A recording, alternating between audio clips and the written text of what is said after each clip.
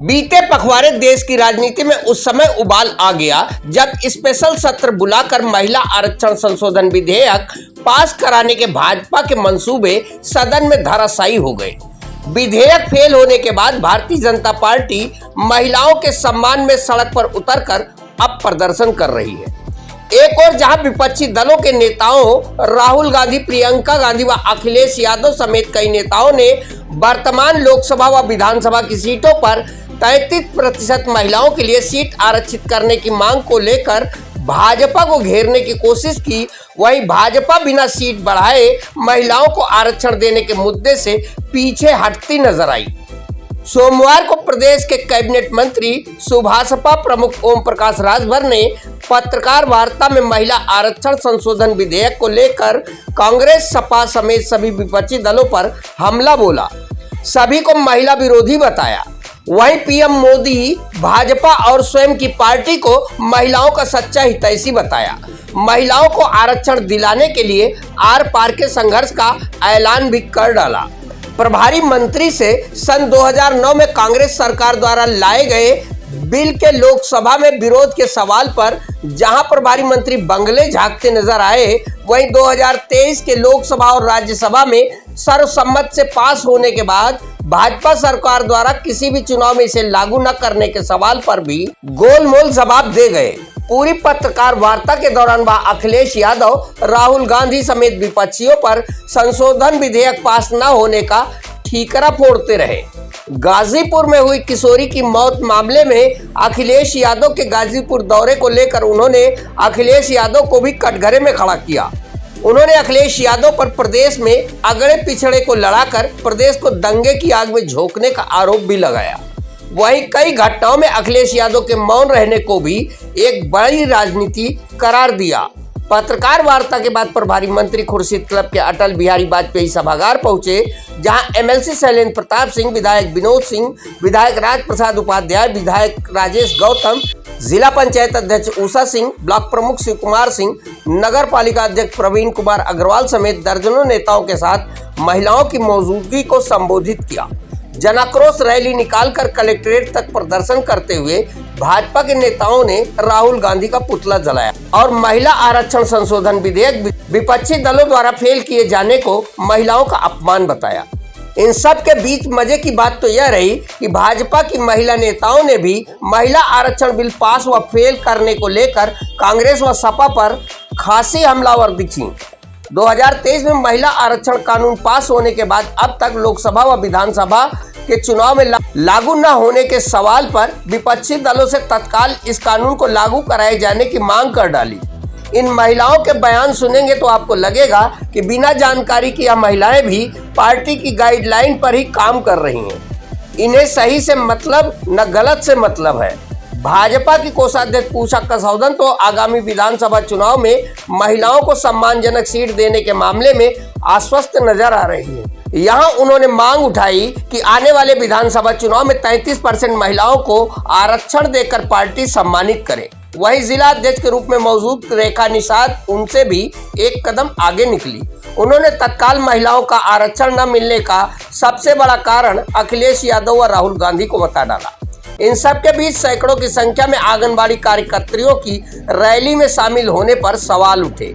आम चर्चा रही कि सैकड़ों आंगनबाड़ी कार्यकर्तियों ने पहुंचकर भाजपा संगठन की लाज बचा ली। फिलहाल आप भी सुने कि महिला शक्तियों ने क्या बयान दिए और खुद निर्णय ले, क्या सही क्या गलत, कितना सही कितना गलत। 2011 की जनगणना के आधार पर 860 सीटें बनती, उस आधार पर वो बिल लोकसभा में पेश हुआ। जनगणना तो आप कराए नहीं, जनगणना तो शुरू हो गई, तो फिर बिल अभी को ले आए। 2029 में लागू करने के लिए जो सरकार की मंशा है कि 2029 में लोकसभा चुनाव में हम महिलाओं को प्रतिनिधित्व 35% देने के लिए अभी ये जो जनगणना हो रही है, इसकी पूरी प्रक्रिया पूरी होने में चुनाव जीत जाएगा। 2011 की जनगणना को मानक मान करके ही 860 सीटें बनती हैं। पूरे देश में सबका प्रतिनिधित्व इस स्टेट का जितना बनता था उतना करने का प्रयास किया गया। देखिए, मैं फिर कह रहा हूँ कि जब 68 करोड़ आबादी थी उस समय 545 सीटें बनी थी। 2011 की जनगणना को मान करके पूरे देश में 860 सीटें बनती हैं। किसी को कोई नुकसान ना हो, किसी स्टेट को, किसी प्रदेश को कहीं कोई क्षति ना हो, कोई अंगुली ना उठावे, इस नाते 2011 का मानक मान करके ये लाया गया। हाई कोर्ट आरक्षण देंगे या नहीं? हम पार्टी की बात ना करिए। आप ले आइए, लड़ने वाला कैंडिडेट दीजिए। टौली में 4 सीटें हैं, 1 सीट पे लड़ाई है। आप चलिए गाजीपुर 7 सीटें हैं, 1 सीट पे लड़ाई है। आप चलिए जो है जौनपुर 9 सीटें हैं, 2 सीटों पर लड़ाई है। 2024 में कहाँ चले गए आप? 2024 में आप काहे घबरा रहे हैं? 27 आ रहा है ना। 27 जनता पार्टी और उनके सहयोगी दल आगामी विधानसभा उत्तर प्रदेश में 33% अपनी पार्टी में आरक्षण देने को तैयार है महिलाओं को। यह वही पहले तो कानून बना था। नहीं, बिना कानून बने भी आपके पार्टी के अंदर तो संविधान है, 33% आरक्षण लागू करिए। सुल्तानपुर में 2 महीने महिलाओं के लिए इस पर क्या बोले? हमारे बगल में श्रीमती उषा जी बैठी, सीट सुरक्षित हो गई, कोई लड़ नहीं सकता, वहां महिला ही लड़ेगी। उस सरकार की मंशा है कि सीटें सुरक्षित हो जाए। हम अगर नहीं दे रहे, हम अगर सुरक्षित हो जाए तो हम भी देंगे, सब लोग देंगे। जैसा कि आप सभी ने अभी जाना कि महिलाओं को 33% आरक्षण मिलना चाहिए था, लेकिन संसद में नहीं पास हो पाया कांग्रेस और बसपा सपा की वजह से। हम महिलाओं को 33% आरक्षण मिलना ही चाहिए। आप समझिए, भाजपा में महिलाएं आपको दिखती हैं, लेकिन सपा कांग्रेस बसपा में महिलाओं को उचित स्थान नहीं दिया जाता। 33% आरक्षण महिलाओं को मिलना ही चाहिए हर हालत में। इतनी सरकारें आई गई, महिलाओं की भी सरकारें बहुत आई, जैसे मायावती जी की सरकार आई, इंदिरा गांधी जी की सरकार आई। महिला होने के बाद भी उन्होंने महिलाओं को कहीं कोई सम्मान नहीं दिलाया। किसी ने सम्मान दिलाया तो हमारे नरेंद्र भाई मोदी ने। हम अपने भाई के साथ हमेशा हैं, हर तरह हैं। जिस तरह से भी प्रदर्शन करना पड़ेगा अपने अधिकार को लेने के लिए, हम सभी प्रदर्शन करेंगी बहनें। बिल्कुल नहीं रुकेंगे जब तक 33% आरक्षण हम बहनों को नहीं मिलता। जैसा कि आरक्षण बिल, संशोधन बिल जो पास गया था पास होने के लिए, वो फेल हो गया, पास नहीं हो पाया।